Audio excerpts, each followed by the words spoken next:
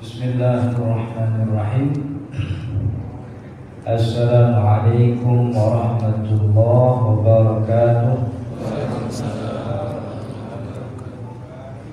Alhamdulillahi rabbil alamin. Nahmaduhu wa nasta'inuhu wa nastaghfiruh.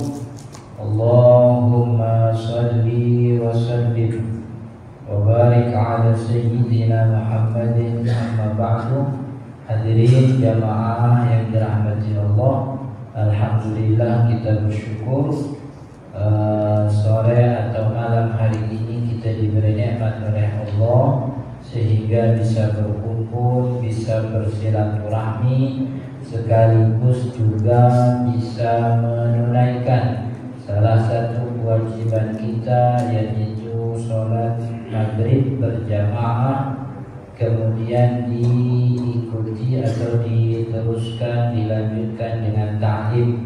Mudah-mudahan apa yang kita pelajari jadi ilmu yang bermanfaat, sekaligus jadi tambahan amal ibadah kita di akhirat. Amin ya rabbal alamin. Hadirin jamaah yang dirahmati Allah, kita melanjutkan bacaan kita. Kalau kemarin soal pembatal sholat, kalau sekarang qala musannifu rahimahullahu ta'ala wa nafa'ana bihi wa bi'ulumihi fid dharain amin ya rabbal alamin. Faslun suwarul qudwati tis'un. Bentuk atau gambaran sholat berjamaah. Nanti di sini syarat berjamaah. Tapi ininya dulu nih, bentuk-bentuk atau gambaran sholat berjamaah. Tis'un itu ada 9 jenis. Tasihhu fi khamsin, yang bentuk 5-nya sah. Wa tabtulu fi arba'in, tapi yang 4-nya tidak sah. Jadi bentuk sholat berjamaah ada 9, 5 sah, yang 4 tidak sah.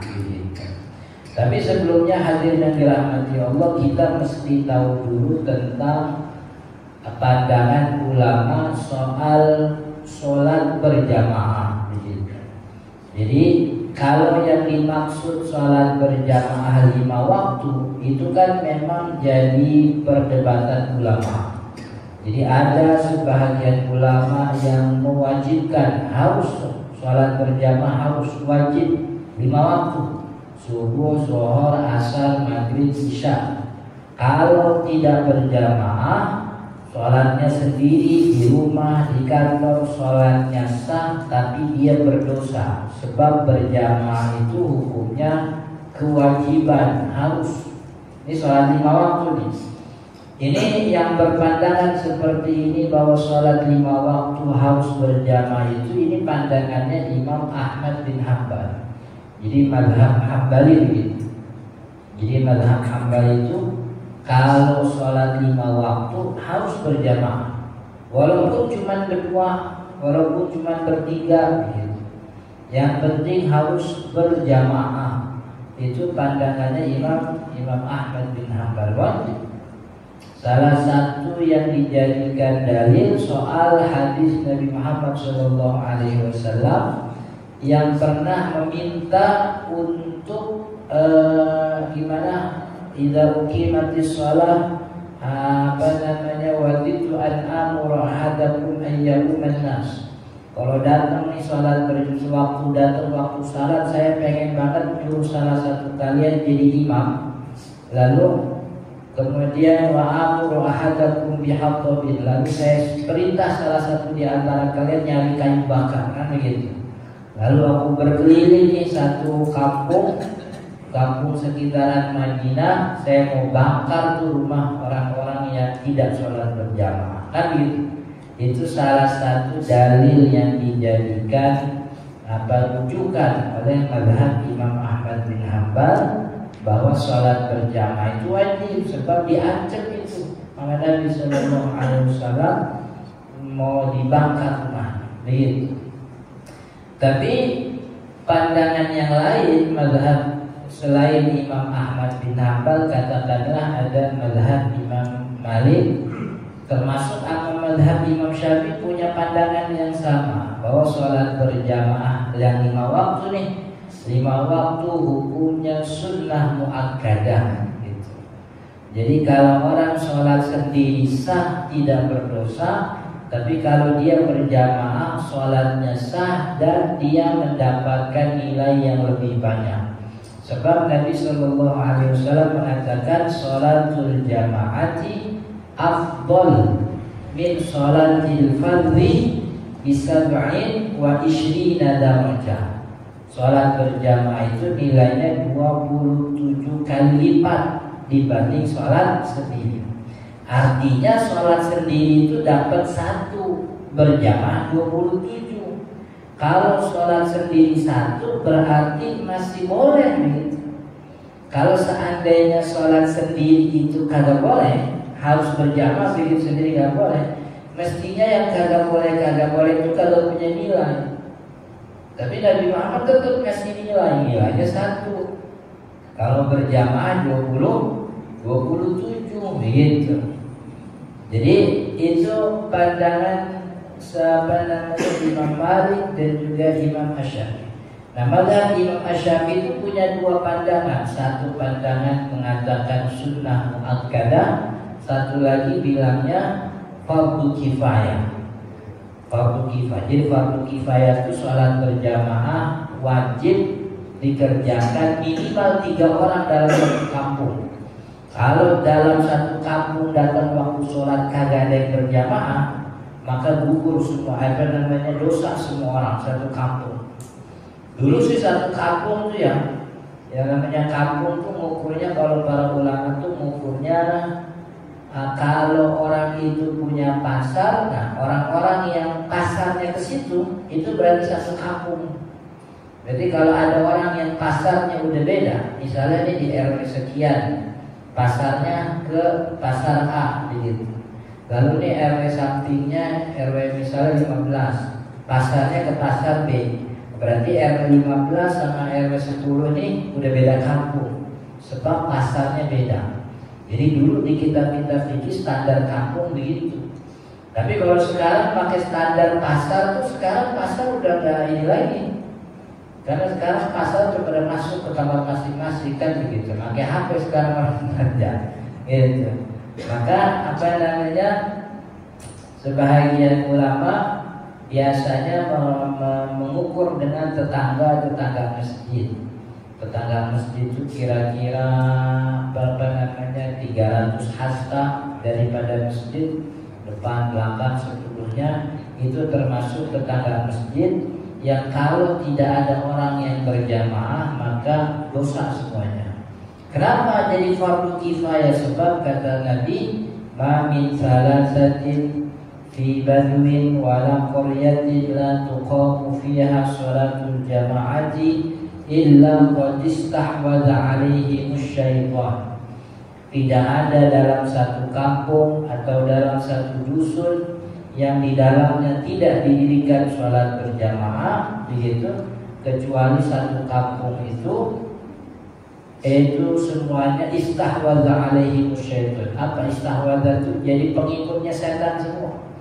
Maka biar kagak jadi pengikut setan, minimal 3 orang ya. Minimal 3 orang sholat berjamaah itu menggugurkan kewajiban satu kampung. Jadi artinya sholat berjamaah itu hukumnya tidak disepakati. Maka karena hukumnya tidak disepakati, orang tidak bisa mengatakan kalau kagak sholat berjamaah jadi dosa. Nggak boleh bilang begitu. Sebab masalahnya tidak disepakati. Kalau sholat 5 waktu begitu. Kalau sholat 5 waktu berjamaah ini tidak disepakati. Kita bukannya kagak nyuruh orang berjamaah, kita sih nganjurin. Orang sholat berjamaah datang nganjurin. Tapi kan soal hukum kan beda. Kalau soal hukum kan apakah orang ini berdosa atau tidak meninggalkan hal tersebut begitu. Kalau kita bilang dosa, nah ini kan bahaya. Padahal syariatnya tidak disepakati tentang kewajiban sholat berjamaah. Makanya saya juga ada kurang seret sama ada beberapa waktu lalu itu ada flyer lagi laki-laki yang sholat di rumah, laki-laki muslimah, katanya begitu. Nah, itu gak bagus itu justru punya tendensi penghinaan terhadap sesama saudara muslim. Jadi pengennya dakwah, ngajak, tapi jatuhnya menghina, kan gak boleh juga begitu. Mestinya masyarakat dipahamkan tentang pentingnya sholat berjamaah. Bahwa sholat berjamaah itu kita akan mendapatkan banyak yang tidak didapatkan kalau kita sholat sendiri. Yang paling sederhana, kalau kita sholat berjamaah itu kita mesti jalan. Nah, jalannya kita, kata Nabi Muhammad, orang yang keluar dari rumah lalu jalan ke masjid, ke tempat sholat untuk sholat berjamaah, itu satu langkah ditinggikan derajatnya oleh Allah, sekaligus dihapus dosanya. Jadi makin panjang langkahnya, makin banyak langkahnya, makin banyak pahala yang didapat, makin tinggi di sisi Allah derajatnya, makin banyak dosa yang dihapuskan. Dan itu gak dapat kalau kita sholat sendiri. Kita kalau sholat sendiri gak kemana-mana. Tapi kan dia jalan dari kamar ke kamar mandi. Kagak dihitung, hitungannya itu dari rumah keluar. Siapa yang keluar rumah? Kan kalau dari kamar ke kamar mandi kan kagak keluar rumah. Hitungan nabinya siapa yang keluar dari rumahnya menuju tempat sholat, gitu. Jadi hitungannya itu. Berarti makin banyak langkah kita dapati, itu makin gede pahalanya, makin banyak dosa yang digugurkan. Gitu. Naik motor gak ada hadis itu. Saya nggak tahu tuh pahalanya apa.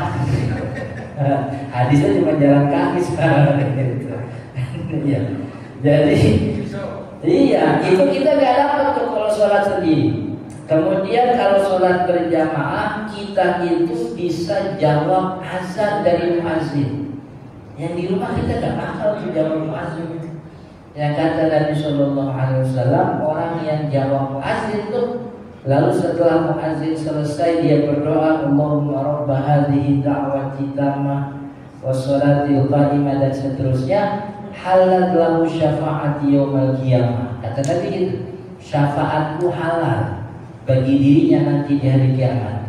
Kalau halal berarti otomatis dapat. Jadi kalau usah minta-minta ntar di akhirat, sebab kita rutin kalau habis muazzin selesai kita doa Allahumma rabba hadhihi da'wati tammah, dapat syafaatnya Nabi sallallahu alaihi wasallam. Dan itu kita enggak dapat tuh kalau sholat sendirian di rumah. Enggak ada baca doa begitu. Kan ya. Kemudian setelah azannya, sholat dengan azan itu kan nilainya lebih banyak. Gitu. Sholat dengan azan itu pahala sholatnya jauh lebih banyak. Kata Nabi Muhammad kepada Sayyidina Ibnu Mas'ud radhiyallahu anhu, Nabi sallallahu alaihi wasallam bilang, sahabat Ibnu Mas'ud, kalau datang waktu sholat azan, wa in kunta fi badiyatin aw in kunta fi shahr, walaupun kamu di tengah padang pasir, kalau datang waktu sholat azan, walaupun kamu di tengah padang pasir. Sebab sholat yang didahului dengan azan itu nilainya lebih banyak. Jadi ketika orang kata Nabi, orang yang sholat didahului dengan azan, maka sholatnya itu diikuti oleh para malaikat. Artinya jumlah jamaahnya itu enggak cuma yang kita lihat. Yang kita lihat 3 shop, 5 shop, 4 shop tuh, itu kelihatan. Yang kagak kelihatan itu malaikat ngikutin sholat yang didahului dengan azan sampai batas ujungnya tuh kagak kelihatan. Saking banyaknya itu yang malaikat ngikut. Kan kita nilai sholat itu kan berdasar salah satu besar nilainya banyak jumlah jamaahnya. Dan salah satu yang bikin banyak jumlah jamaah yang muazzan itu. Dan itu di rumah kayak dapat kita, begitu. Jadi kalau kita nganjurin sholat berjamaah, cuma kalau bilang dosa apa enggak, itu masalahnya lebih berat, karena hukumnya diperdebatkan. Apalagi kalau lagi sholat berjamaah ada qobliyahnya. Di rumah kan kagak ada qobliyah. Ada orang yang sholat di rumah pakai qobliyah. Kalau dia pakai qobliyah, dulunya di masjid. Gak apa-apa. Cuman umumnya sih orang kalau sholat di rumah kayak gak ada qobliyah itu. Umumnya seperti itu. Tapi gara-gara di masjid biasanya dia gak qobliyah. Cuman gara-gara di masjid dia lihat orang kiri kanan pada sholat, ya sholat lah, gitu. Daripada duduk doang kagak enak kelihatannya kan ya, akhirnya sholat gitu. Kan emang orang kita nih kata psikolog, kita nih manusia sosial gitu.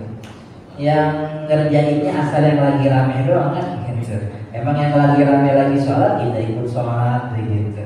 Tapi kalau kagak ada yang sholat nggak bakal gitu. So, di rumah kan nggak ada contohnya. Makanya kalau di rumah nggak ada qobliyah, ada qobliyah wajib berjamaah. Kemudian sambil qobliyah tunggu tuh, kan ya azan kata Nabi Sallallahu Alaihi Wasallam, ma bainal adzanaini yujabu doa. Antara dua azan, maksudnya dua azan itu azan sama iqamah, itu waktu mustajab buat doa itu.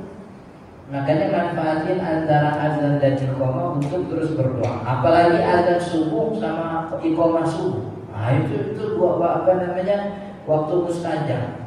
Begitu. Itu nggak dapat kalau kita di rumah. Sebab di rumah azan yang nggak ada, iqamahnya juga nggak ada, kan begitu. Nggak ada iqamah. Lalu kemudian sholat berjamaah. Itu orang-orang yang tadinya kagak bisa Al-Fatihah, itu dilosin sama malaikat. Dibiarin, gak apa-apa. Orang yang dihitung baca imamnya kan gitu, dia salah-salah enggak. Tapi kalau salah sendiri kan kita jadi hitungan sendiri. Kira-kira udah benar atau enggak Fatihahnya gitu. Berani-berani dia sholat sendirian di rumah begitu. Lalu kalau sholatnya kayak maghrib isya itu kan ada walaupun amin. Itu aminnya kata Nabi Sallallahu Alaihi Wasallam, orang yang ucapin amin bareng sama aminnya malaikat. Jadi malaikat ngikut di sholat berjamaah, amin kita bareng sama aminnya malaikat, maka Allah ampuni dosa yang telah lalu. Dosa-dosa yang telah lalu diampuni gara-gara ikut sholat berjamaah. Nanti selesai sholat berjamaah, assalamualaikum, berzikir. Di rumah kan susah.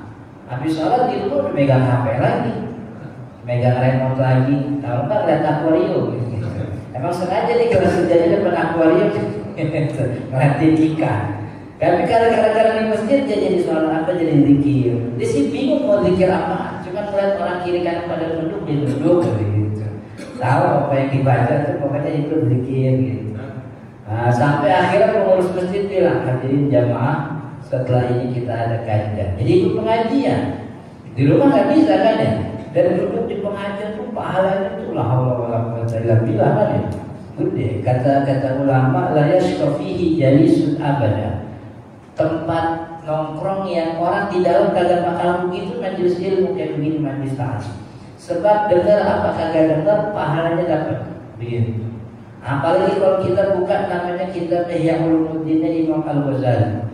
Imam Al-Ghazali itu ketika bahas bab majelis ilmu, majelis zikir, ada satu hadis, memang hadisnya diperdebatkan ini, cuma itu banyak dikutip oleh guru-guru kita sebagai motivasi. Katanya orang yang duduk di majelis ilmu itu nilainya lebih besar daripada sholat sunnah 1000 rakaat.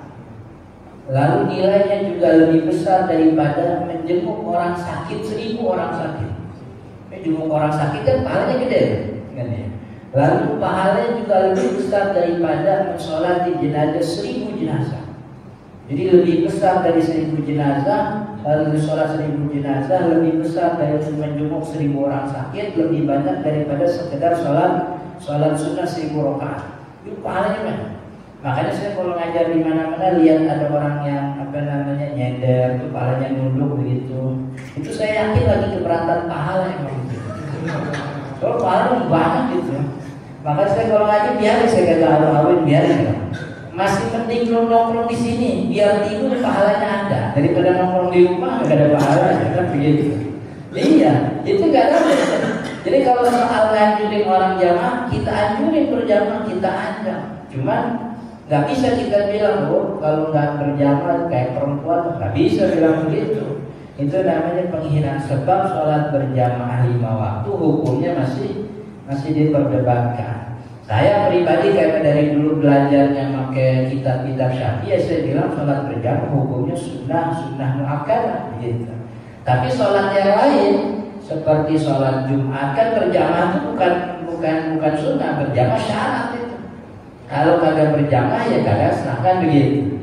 Nah yang ini semua sepakat bahwa sholat Jumat itu syaratnya harus berjamaah. Kalau begitu boleh itu dibilang tuh laki-laki yang sholat Jumat di rumah berarti laki-laki sakit itu sebenarnya ya. Sakit itu. Masa sholat Jumat di rumah kan berarti kagak sehat itu dia. Emang otaknya perlu dilurusin tuh berarti. Kan ya? Itu semua sepakat. Tapi kalau 5 waktu ya kita ngajak orang-orang. Tapi soal hukum gitu, soal hukum enggak. Soal hukum kita serahin kepada ahlinya bahwa ini hukumnya masih diperdebatkan begitu. Tapi kalau kalau anjurin kita anjurin bahwa tidak ada nilai yang lebih besar dibanding sholat berjamaah begitu. Ada 9 bentuk sholat berjamaah, yang 5 sah dan batal, yang 4 tidak sah. Apa yang sah yang 5 itu? Qudwatu rajulin bi rajulin, mengikutinya laki-laki kepada imam laki-laki itu sah, semua ulama sepakat. Jadi makmumnya laki-laki, imamnya laki-laki sah begitu. Dan itu yang memang terjadi dan sejak awal. Sejak awal Nabi Shallallahu Alaihi Wasallam mencontohkan. Wa qudwati imra'atin bi rajulin, yang kedua model atau jenis sholat berjamaah yang sah, qudwati imra'atin, mengikutinya perempuan birojulin kepada imam laki-laki, itu juga sah. Jadi makmumnya perempuan ngikutin imam laki-laki, walaupun imamnya lakinya cuma satu doang, itu imam, gak ada masalah. Itu perempuannya banyak begitu. Dulu awal awal kali sholat tarawih berjamaah, sholat tarawih berjamaah itu yang disediakan di Masjid Nabawi itu jemaah lagi sama Sayyidina Umar. Imamnya Ubay bin Ka'ab, Ahmad Tamim Ad-Dari. Di luar daripada Nabawi itu ada kumpulan ibu-ibu kan, sahabat-sahabat perempuan. Itu disediakan juga oleh Sayyidina Umar imamnya. Saya lupa, saya nulis buku judulnya Sejarah Sholat Tarawih. Jadi ada satu sahabat yang dikhususkan, diperintah oleh Sayyidina Umar, itu kalau bahasa kitanya utusan khusus presiden gitu, dalam untuk sholat berjamaah tarawih gitu. Saya lupa namanya siapa, kalau nggak salah tuh lupa tapi gitu. Iya, jadi kalau jemaah perempuan mau bikin sholat berjamaah tarawih khusus di satu aula ruangan, diminta ada suaminya jadi imam. Salah satu suami jamaah jadi imam, gampang. Ini jemaahnya perempuan banyak, imamnya sendiri laki-laki. Kalau nggak kayak imam boleh, nggak apa-apa. Kan kayak kalau laki-laki sendiri kan, takutnya itu kuliah kebalik-balik gitu. Kuliah luar kafir kalau beres-beres. La'amul mata gitu. Perempuan semua di belakang gitu. Dulu kita di pesantren begitu. Jadi awal santri makin banyak. Dulu zaman saya nyantren, santri laki perempuan gabung. Karena santrinya dikit, santri laki depan, perempuan di belakang. Makin lama santri banyak. Akhirnya masjid khusus cuma buat anak-anak laki, santri laki. Sebab udah gak muat. Akhirnya santri perempuan bikin di area perempuan. Nah kan gak punya imam. Maksudnya dari dulu kan pengalamannya jamaah selalu ikutin imam lagi. Jadi tahun pertama santri wajib bisa sholat berjamaah, imamnya itu ustaz gitu. Ustaz yang alumni yang masih kinyis itu masih baru lulus tuh begitu. Nah, itu dialih banyak kejadian aneh. Dari mulai salah jumlah rakaat, dari mulai salah baca kan gitu. Itu semua perempuan gitu. Jadi tapi sah secara hukum syariat, makmumnya perempuan, imamnya laki-laki, sah itu hukum sholat berjamaahnya. Itu yang kedua. Wa qudwatu khunsa bi rajulin. Yang ketiga, qudwatu khunsa, mengikutinya khunsa bi rajulin. Khunsa itu orang yang memang lahir dalam keadaan punya dua kelamin, atau bisa jadi lahirnya satu kelamin tapi kemudian berjalannya waktu ada kondisi yang kemudian berubah secara alami. Sebagaimana kasus kalau di Indonesia ada kemarin tuh kalau nggak salah baru tuh di Cianjur apa ya, gitu. Dulu dikenalnya laki-laki, makin sini hilang itu laki-lakinya, muncul tiba-tiba kelamin perempuan, begitu. Cuman nih orang tuanya belum punya dana buat operasi kan gitu. Jadi itu namanya khunsa. Jadi bukan laki yang becok, bukan. Kalau laki becok itu bukan khunsa, itu namanya apa? Mutakhannas. Mutakhannas itu justru dilaknat oleh Allah. Allah melaknat laki-laki yang ke perempuan-perempuanan, sebagaimana Allah melaknat perempuan yang ke laki-lakinya. Begitu. Makanya kita punya anak perempuan nih, udah kelihatan teman-teman bola, udah jadi alarm, jangan sampai gede main bola, itu tuh kegiatan orang laki. Perempuan main tisu lagi. Saya khawatir kalau kawin lakinya diapain, kan ya? Apa perempuan main bola? Itu orang kalau nonton perempuan main bola, saya kagak yakin nonton bola itu kalau laki-laki. Iya, kan?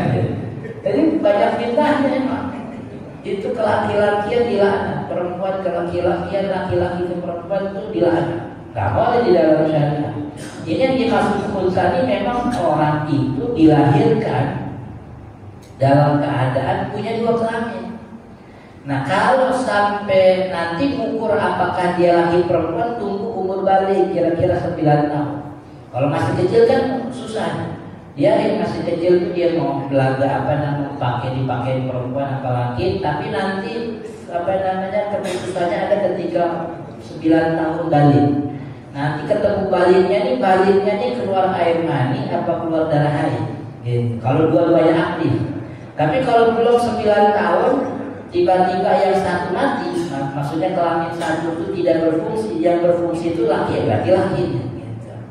Kalau sudah ketahuan mana kelamin yang berfungsi, maka dia dihukumi sebagai kelamin yang berfungsi. Katakanlah 9 tahun yang berfungsi kelamin laki, berarti dia laki. Tapi tetap kan ada kelamin perempuan disebutnya khunsa, gitu. Tapi kalau sampai balik umur 9 tahun, nggak ketemu, dua-duanya masih aktif. Kencingnya pakai kemaluan perempuan iya, kadang kencing pakai kemaluan laki juga iya. Gak usah dibayangin gitu. Ya pokoknya begitulah gitu. Maka ini yang disebut dengan istilah khunsa muskil. Khunsa muskil. Muskil sampai SMP perempuan. Iya. Pas SMA laki. Karena keluar. Iya memang. Jadi memang ada kejadian begitu khunsa. Nah ini dalam syariat namanya khunsa. Nah khunsa boleh gak jadi imam? Kalau makmumnya perempuan boleh, tapi kalau ada orang laki jadi imam. Jadi ini kata Syekh Salim, khunsa itu ngikutinya kepada laki-laki gitu. Sebab orang ini punya dua kemungkinan laki apa kemungkinan perempuan. Kalau dia punya dua kemungkinan, imamnya laki kan gak ada masalah. Tapi kalau imamnya perempuan kan dia punya kemungkinan laki. Sedangkan laki itu tidak boleh jadi makmumnya perempuan, gitu. Makanya khunsa itu jadi makmum daripada imam laki-laki. Jadi status khunsa maka gak dosa, gak ada masalah. Emang begitu Allah melahirkan, Allah mengeluarkan dia dari rahim ibunya. Cuma status hukum dalam syariat ini diatur sama ulama.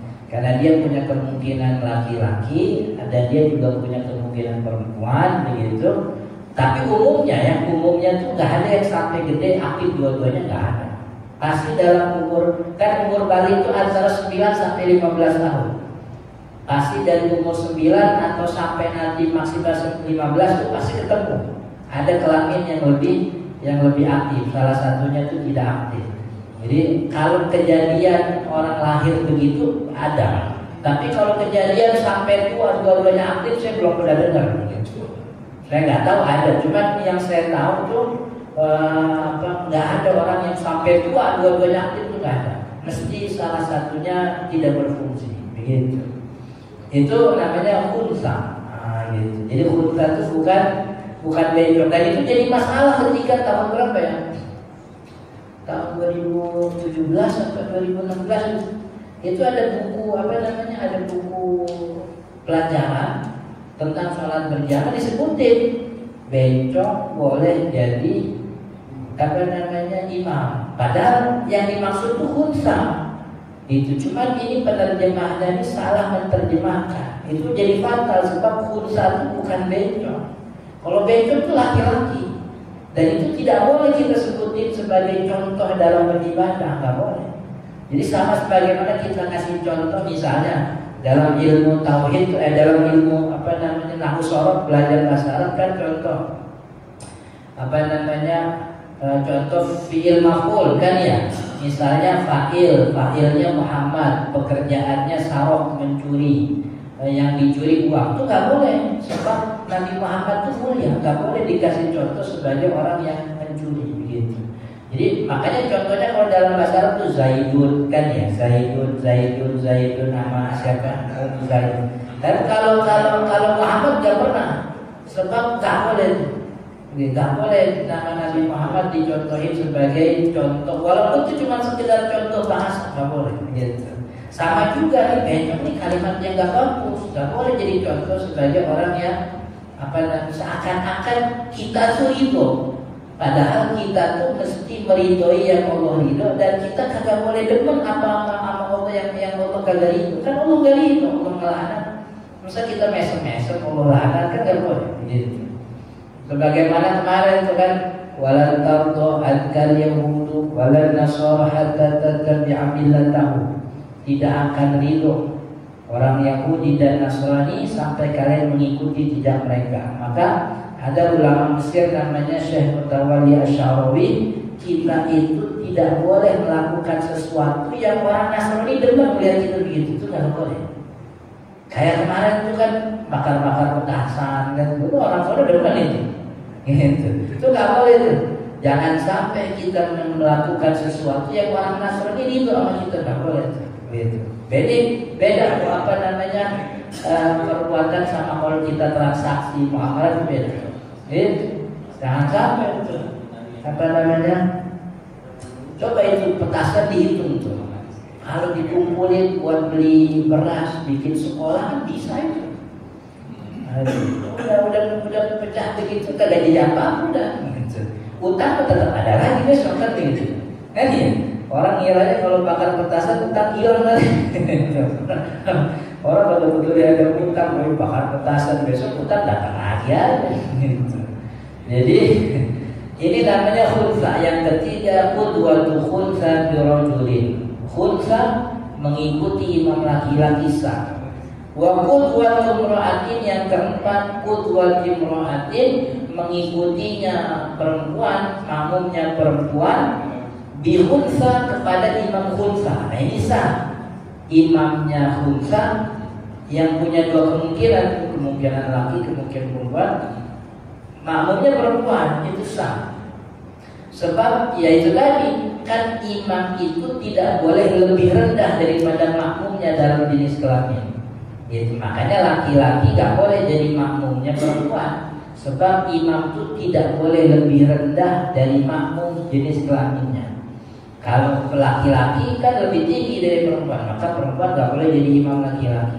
Tapi kalau khunsa boleh, sebab khunsa itu punya kemungkinan laki, punya kemungkinan perempuan, begitu.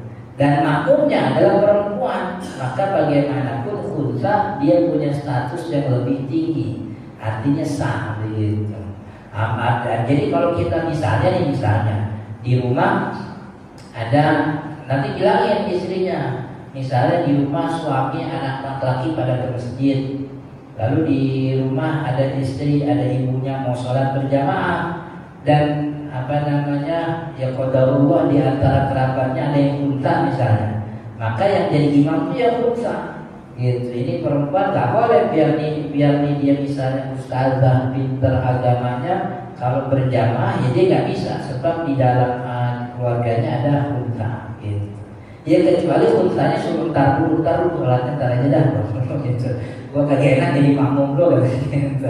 Ya nggak apa-apa, tapi kalau salat berjamaah unta harus jadi. Sebagaimana kalau di rumah hanya ada anak laki yang jadi imam. Misalnya bapak-bapaknya pada ke masjid, di rumah ibu, anak perempuan, ada anak lakinya yang jadi imam. Kalau memang anak lakinya sudah mumayyiz itu belum balik, cuma udah ngerti hukum sholat. Kalau kata Syekh Nawawi Banten tuh yang namanya mumayyiz itu anak yang belum balik tapi udah bisa makan sendiri, udah bisa buang hajat sendiri gitu. Buang hajat sekalian sama ceboknya begitu, bukan cuma buang hajat doang itu. Jadi udah bisa tuh. Itu namanya mumayyiz. Dan anak mumayyiz itu memang mesti diajarin sholat. Maksudnya mesti diajarin bagaimana cara sholat. Karena orang ini sudah sah jadi imam. Dulu ada sahabat Nabi namanya Amr bin Salamah. Amr bin Salamah itu kalau bahasa kita kayak apa ya, bapaknya tokoh lah begitu. Jadi di rumahnya tuh punya langgar, punya musola yang orang kalau sholat berjamaah itu ke rumahnya. Kenapa? Kalau ada jauh. Nah, tapi bapaknya tuh sering pulang balik ke Nabawi untuk ngambil periwayatan hadis.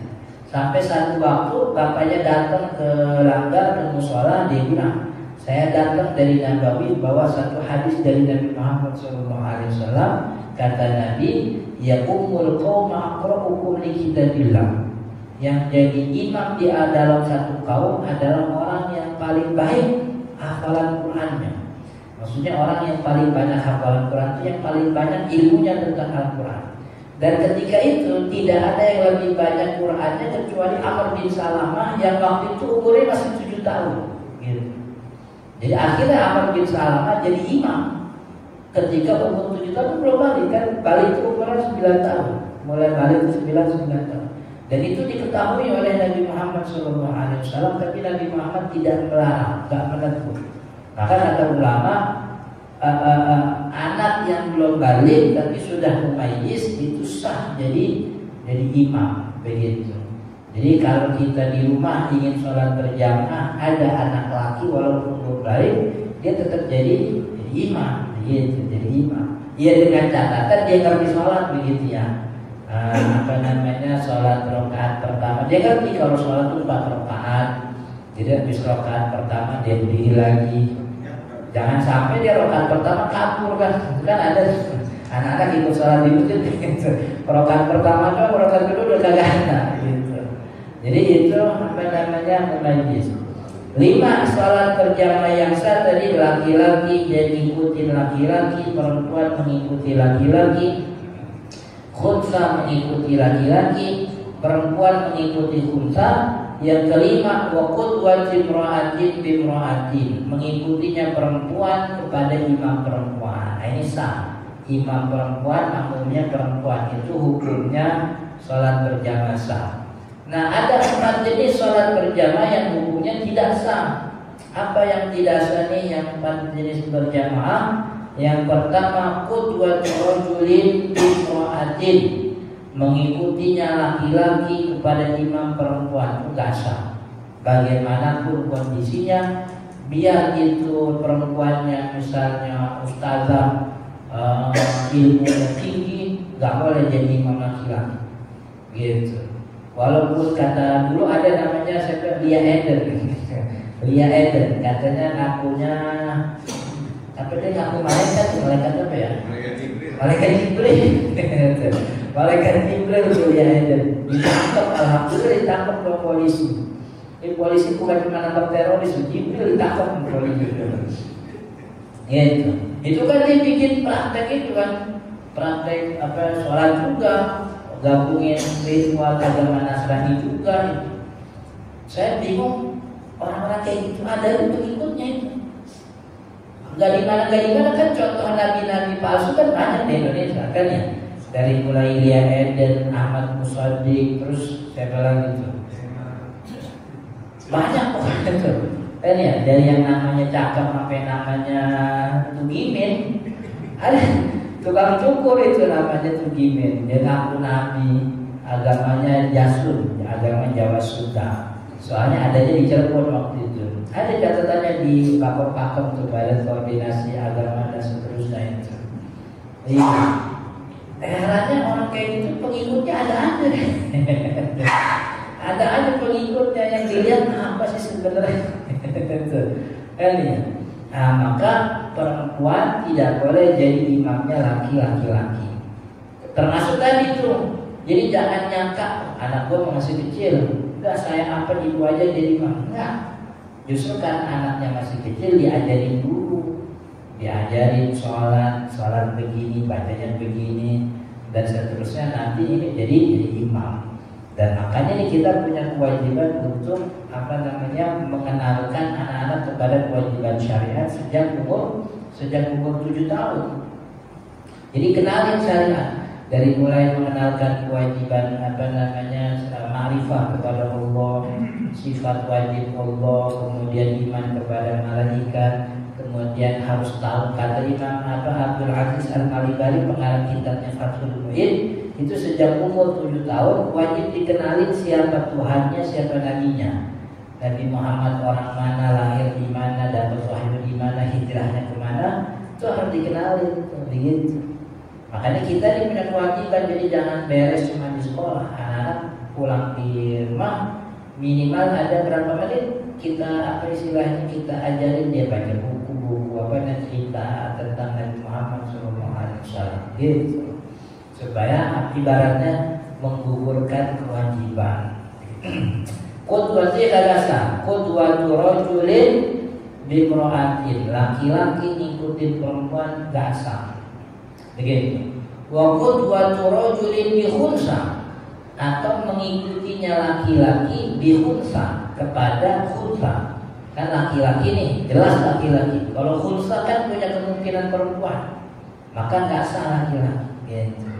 Tapi kalau bencong kita nih jadi datang nih ke tempat sholat umum, tiba-tiba yang jadi imam kita kenal.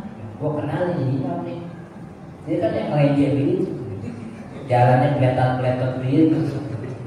Boleh atau enggak salat berjamaah? Boleh, karena aslinya memang laki. Aslinya memang laki, tapi memang dimakruhkan. Dan kita terusin, makruh hukumnya kalau kita sholat imamnya orang yang kagak kita demen, itu gak bagus. Jadi bagusnya itu kita sholat dengan imam yang imamnya tuh kita gak punya apa-apa, maksudnya gak punya perasaan gak suka. Jadi kalau kita ketemu ada imam yang kita gak suka, mendingan kita jangan sholat berjamaah entar udah gitu. Allah alam, insyaallah kita lanjut habis azan dulu.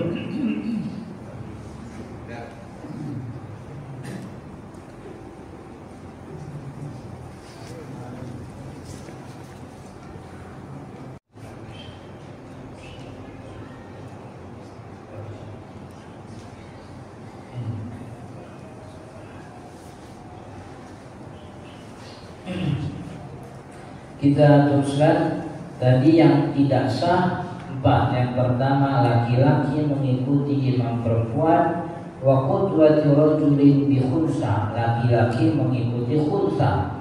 Tapi kalau khunsa kalau yang laki-laki jadi makmumnya bencong, sholatnya tetap sah gitu. Cuman memang makruh, dimakruhkan imam itu adalah orang yang dibenci oleh makmumnya.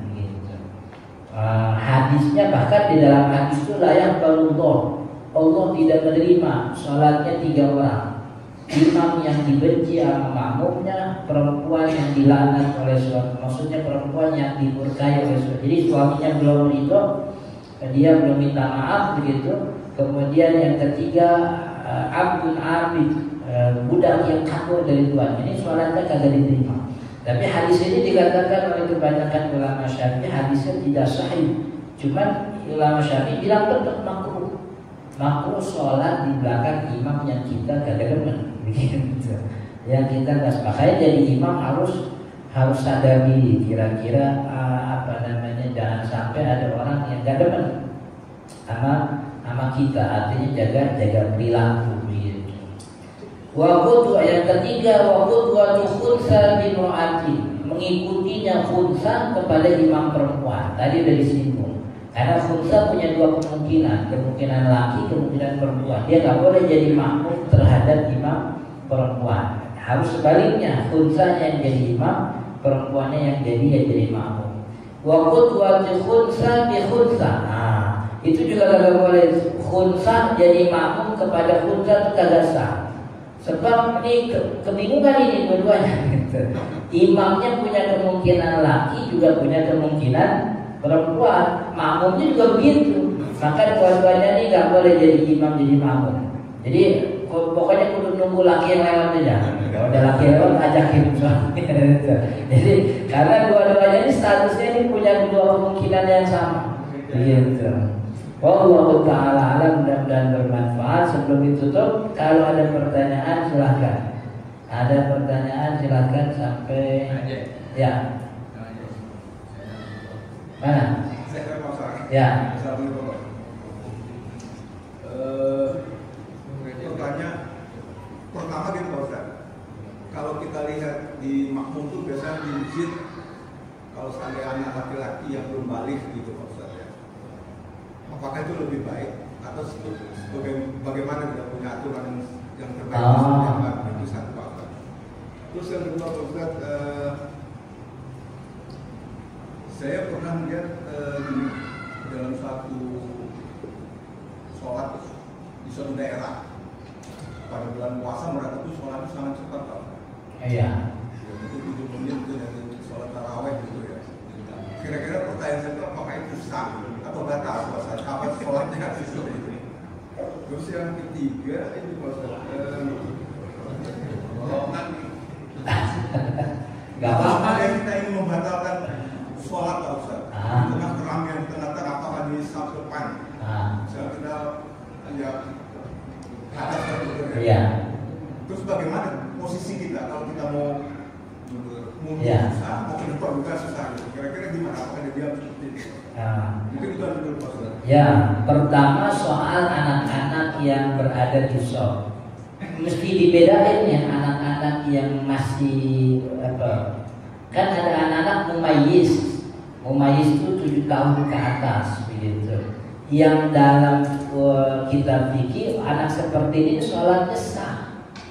Jadi anak mumayyiz itu sholatnya sah. Maka kalau anak-anaknya mumayyiz 7 tahun dan dia sudah paham tentang adab sholat, ya ada masalah. Cuman orang anak kayak gini jangan di belakang imam. Sebab yang di belakang imam ini mesti orang-orang yang siap menggantikan imam ketika imam keliru. Dan saya pribadi itu tidak punya masalah dengan soft anak-anak yang ada di antara orang-orang dewasa. Gitu. Yang saya jadi yang buat saya itu masalahnya banyak anak-anak yang kalau kencing gak jengkol. Jadi masalahnya itu bukan softnya, tapi masalahnya ini anak-anak sering bawa najis. Gitu. Jadi kalau dia rapi begitu soft gak ada masalah. Kan ada orang yang bilang nanti softnya terputus gara-gara nanti. Jangankan kita lurus ya. Orang ada yang sholatnya di pojok situ juga sholatnya sah, gak ada masalah. Jadi berjamaah itu selama ada di ruangan masjid yang sama, itu shopnya kagak nyambung, kagak ada masalah. Ini shop yang ada 1, 2, 3 shop, 3 shop. Ada orang sholat di pojok sendirian di shop, sholatnya sah, gak ada masalah. Sebab ketersambungan shop itu bukan syarat berjamaah. Selama masih di dalam masjid yang sama, yang wajib nyambung itu orang yang di luar masjid. Yang di luar masjid kalau mau ikut berjamaah imam harus nyambung tuh sopnya. Tapi kalau dia di dalam ruangan masjid yang sama, dia berdiri di mana aja. Jadi artinya soal sop ini kagak jadi masalah sebenarnya. Jadi biarpun di tengah-tengah ada anak kecil gak ada masalah. Yang jadi masalah buat saya itu anak kecilnya harus steril dari najis. Jadi pastiin kalau kita bawa anak-anak itu kencingnya rapi, kencing sampai beres, ceboknya juga bagus gitu, supaya nggak bawa najis gitu. Kemudian soal yang kedua, soal keluar dari kalau di tengah-tengah sholat kita batal. Gitu. Pilihan yang pertama kalau sholat kita batal di tengah-tengah jamaah, kita yang pertama pilihannya duduk nunggu sampai imam selesai, setelah selesai baru kita keluar gitu. Tapi kalau memang memungkinkan ada jalan, yang boleh kita lalui kan antara pundak-pundak orang gitu. Ini jalannya itu antara pundak-pundak orang. Kalau memang bisa seperti itu gak ada masalah. Tapi kalau memang rapat ya duduk aja gitu. Duduk. Makanya kalau satu waktu, kapan waktu ini kalau sholat sambil bawa ini botol spray isi air. Jadi kalau tengah-tengah sholat batal kita ke tempat wudhu aja di situ langsung semprot gitu. Semprot sebagaimana biasa, maksudnya udah rada banyak kan air yang ngalir diratain gitu. Ya paling kan dilihatin sama orang kan gitu. Macem-macem tuh orang tuh. Ya cuma pilihannya diam aja, diam duduk sampai selesai baru dia keluar. Kalau emang dia mau keluar ya keluar, tapi keluarnya tuh lewat pinggir-pinggirnya, kadang-kadang pinggir-pinggir bahu begitu. Oke? Kemudian soal yang ketiga apa tadi? Sholatnya cepat. Oh iya, kalau sholat cepat juga gak sah. Mau kita ngambil dari mazhab mana juga semuanya gak ada yang sah. Jadi mazhab Syafi'i gak sah, Imam Abi Hanifah gak sah, Imam Malik gak sah, Imam Ahmad gak sah. Apa? Cuman yang saya bingung tuh orang ada yang bangga sholatnya cepat gitu. Itu dia banggain apa? Iya, sholatnya tidak sah. Benar kata Zaidudin Emil tuh, orang kita nih muslimnya muslim banyak doang, geroyokan doang, isinya mah kagak ada kata dia. Udah kagak ada. Makanya orang muslim gampang dikelejain kan, gampang apa dikelejain. Iya, kayak apa namanya, kayak daun kering. Daun kering tuh kalau dikumpulin kan dibakar gampang tuh. Itu orang muslim kita begitu kan. Banyaknya doang kan isinya kagak. Kan ya. Coba di antara kita nih.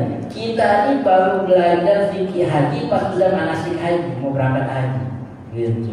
Kita kagak belajar fikih umroh kecuali kalau mau berangkat umroh.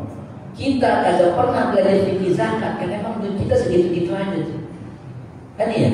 Padahal itu fikih wajib tuh, fikih sholat, puasa, zakat, wudu, taharah itu fikih wajib harus dipelajari. Ya cuma begitu isinya. Oke? Ada lagi? Apa? Hadisnya lurus rapat itu lurus rapat atau kaki mata kaki? Jadi sebenarnya dulu Nabi Muhammad SAW ini pengen sholat, dia bilang ke jamaah, sawu sufufakum halu bainal manakibi wal aqdam, lurusin sofnya, selaraskan pundak dan kakimu. Jadi maksudnya berdirinya tuh kaki kita ini lebarnya selebaran apa pundak kita, lurusin begitu. Nah, kata ada salah seorang sahabat itu namanya Nu'man bin Bashir. Nu'man bin Bashir tuh kedengar Nabi Muhammad ngomong begitu, kemudian dia bilang, "Fara'aitu ahadana." Kemudian saya lihat ada salah seorang di antara kami. Jadi Nu'man bin Bashir bilang, kan pas Nabi Muhammad ngomong gitu, saya lihat ada salah seorang sahabat yuzriku ka'bahu bi ka'bi ghairihi. Dia tempelin mata kakinya ke mata kaki temannya. Jadi yang kayak begitu tuh bukan Nabi juga kagak nyuruh. Ini salah satu sahabat Nabi mikir yang namanya lurus itu ditempelin begitu. Jadi Nu'man bin Bashir bilang salah satu di antara kita ada yang nempelin mata kaki dengan mata kaki. Makanya nempelin mata kaki dengan mata kaki, coba buka kitab 4 mazhab kagak ada yang bilang begitu. Sebab itu kemustahilan. Orang kalau sepanjang sholat nempelin mata kaki itu sulit. Yang ada satu kesenggol jatuh semua. Kan ya. Jadi merapatkan barisan cukup sekiranya tidak ada celah yang bisa dimasuki lagi. Jadi cukup jari ketemu jari sudah selesai. Jadi itu tafsiran salah seorang sahabat. Kalau ada yang mau begitu kok, ya boleh nggak apa-apa. Cuma jangan maksa kudu nempel juga, teman jangan deh, kan kesian. Tempelin nempel dia pikir sampai ada keluar, nggak jadi lah. Allah Taala mudah-mudahan bermanfaat. Subhanakallahumma wa bihamdika asyhadu an la ilaha illa anta astaghfiruka wa atubu ilaik. Assalamualaikum warahmatullahi wabarakatuh.